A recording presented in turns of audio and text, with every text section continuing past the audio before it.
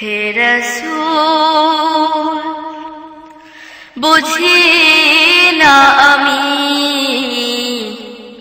রেখেছো বেঁধে মোরে কোন সুতোয়। জন্য সম্মানিত হাজিরিন, এখন আমাদের মাঝে বক্তব্য নিয়ে আসছেন ইমাম আহলে সুন্নাত আল্লামা আবেদ শাহ মুজাদ্দিদ রহমতুল্লাহ আলাইহি সাহেবজাদা পীর তরিকত ইমাম আহলে সুন্নাত আল্লামা সৈয়দ জাহান শাহ আল আবেদি আল মুজাদ্দিদি মাদ্দাজিল্লাহুল আলী।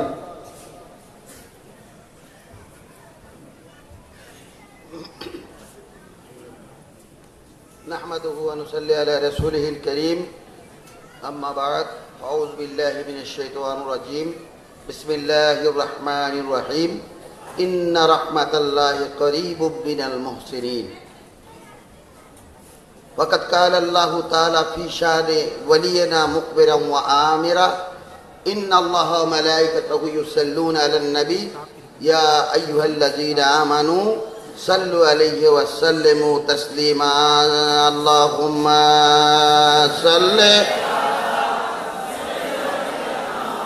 مولانا محمد وعلى آله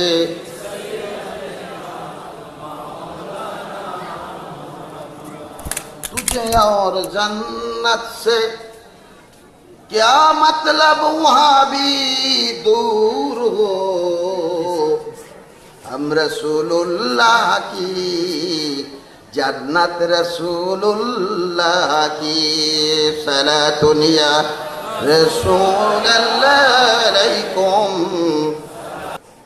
উপস্থিত আমার আব্বাজান কেবলার সাথী, যখন আমি ছোট ছিলাম আল্লামা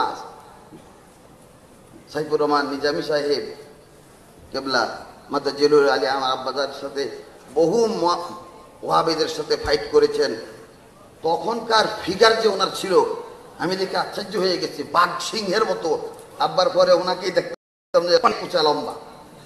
এখন তো বয়স অনেক হয়ে গেছে, ওনাকে যে দেখতে পাবো এটাও আমার জন্য একটা নেয়ামত। আমার আব্বার সাথী হিসাবে ওনাকে আমি অন্তর থেকে মহব্বত করি, ছোটবেলা থেকে চিনি, আপনাদের আগে চিনি, আপনারা আমার পরে চিনছেন ওনাকে। ওনার উপযুক্ত একটা সন্তান দুনিয়াতে রেখে গেছে যাচ্ছেন, এটা একটা কম কথা নয়। আওলাদুল ফিতনা, কোরআনের মধ্যে আছে আওলাদুল ফিতনা আর আওলাদুল রহমত। এই নিজামী সাহেব আল্লামা নিজামী সাহেবের যে সুদক্ষ একজন পুত্র সন্তান যে দুনিয়াতে রেখে যাচ্ছেন, শুধু বাংলাদেশকে নেতৃত্ব দেওয়ার ক্ষমতাই উনি রাখে না, গোটা পৃথিবীর নেতৃত্ব দেওয়ার মতো ক্ষমতা আল্লাহ ওনাকে দিয়েছে।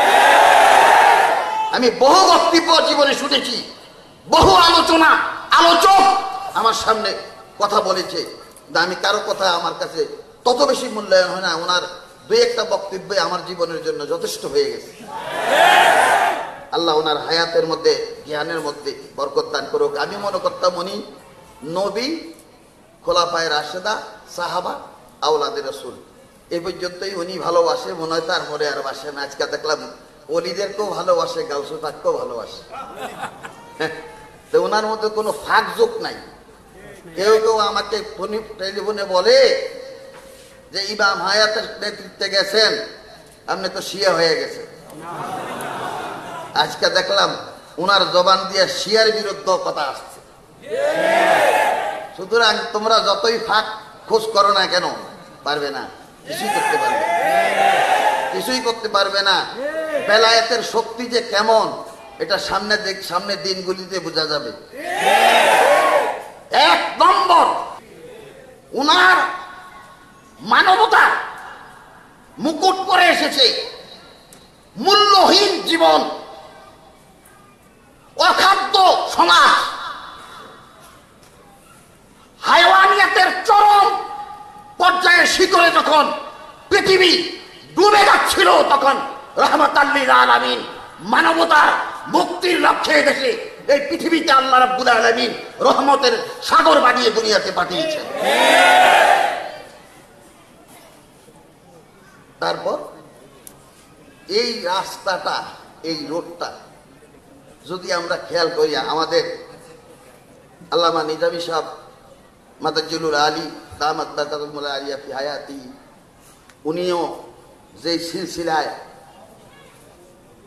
ওলি পাওয়া যায়, নবী পাওয়া যায়, জান্নাত পাওয়া যায়, আল্লাহ পাওয়া যায়, সেই সিলসিলায় উনি মূল জিনিসটাকে ধরে রেখেছে, যেটা আমার আব্বাজান কেবলার মধ্যে ছিল, যেটা আমরা ধরে রেখেছি।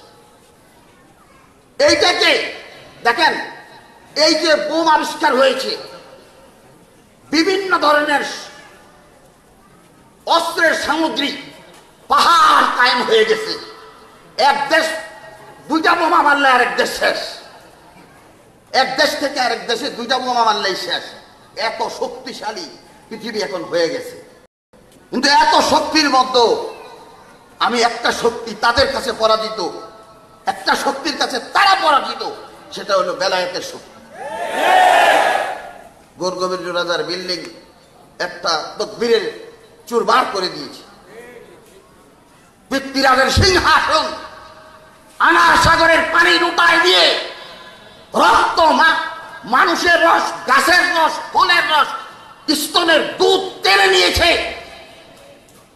জয়পাল ভাগতে শুরু করেছে, খড়ম দিয়ে পিটাইয়া নামায় ফেলছে, কোনো বোমা লাগেনি। বেলায়েতের শক্তিতে একটা টাইমে 90 লক্ষ হিন্দুকে মুসলমান করেছে। এখন কত হাজার কোটি মুসলমান তাদের জন্ম হয়েছে, এটা বেলায়েতের পাহরে। আর এই বেলায়েতের লাইন থেকে ইহুদি, নাসারা, হিন্দু, বৌদ্ধ, খ্রিস্টান সবাই মিলে লাগছে যে এই আধ্যাত্মিক শক্তি থেকে মুসলমানকে বিপরীত দিকে যদি নেওয়া যায়, তাহলে তাদেরকে আমাদের অস্ত্র দিয়ে মারা খুব সহজ হবে। এই জন্য লাইনটা কেটে দিয়েছে আব্দুল ওয়াহাব নজদি। আব্দুল ওয়াহাব নজদি থেকে এই লাইনটা পাক ভারত উপমহাদেশে 2 বছর 1.5 বছর সেখানে ট্রেনিং দিয়ে সৈয়দ আহমদ বেরেলভী আওর মোহাম্মদিয়া নামে একটা তরিকার নামে বায়াত শুরু করে দিয়ে এই নবী থেকে ওলিদেরকে, মানুষ রসুল প্রেমিকদেরকে ভাগ করে দিয়েছে। বেলায়েত টুকরা হয়ে গেছে, বেলায়েত টুকরা হয়ে গেছে। মানুষের জিন্দেগির বন্দিগি, রিয়াজত নবী পর্যন্ত পৌঁছায় না, যার জন্য সারা পৃথিবীর মানুষ নিষ্পেষিত, নির্যাতিত, অবহেলিত, নিগৃহীত। মুসলমান জাতি মাথা উঁচু করে এখন দাঁড়াতে পারে না, শুধুমাত্র নবীর থেকে লাইনচ্যুত করে দিয়েছে এই ইহুদি নাসারা। তার crore crore million billion billion billion ডলারের বিনিময়ে মৌলবীদেরকে কিনে 2 নম্বর মৌলবীর মাধ্যমে ইসলামকে, তরিকতের জগৎকে ডুবাইয়া দিয়েছে। আল্লাহ যেন সেই দিকে আমাদেরকে আবার মুভমেন্ট করার তৌফিক দান করে বলেন আমিন।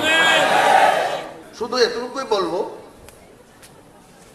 বাংলাদেশে সুন্নি জামাতের যত দল আছে, নেতা আছে, এই যে তবলিগের ইজতেমাকে একদিনের জন্য বন্ধ করতে পারছে, তবলিগের ইজতেমাকে বন্ধ করতে পারছে, যেটার মুনাজাত শেখ হাসিনা দেয়, খালেদা জিয়া দেয়।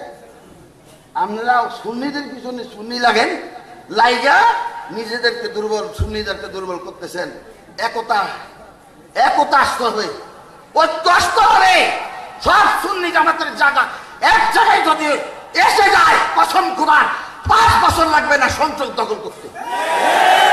আর সেই নেতৃত্ব দেওয়ার মতো বাংলাদেশের যত সংগঠন আছে, ইমাম হায়াতের মতো একজন ইমাম পাওয়া যাবে না। তার সহযোদ্ধা, তার মহাসচিবের সমকক্ষ আরেকটা মহাসচিব আপনি এনে দেখাই দেন, আরেকটা ইমাম হায়াত এনে দেখাই দেন। তার নেতৃত্বে আমরাও কাজ করতে দিয়েছি।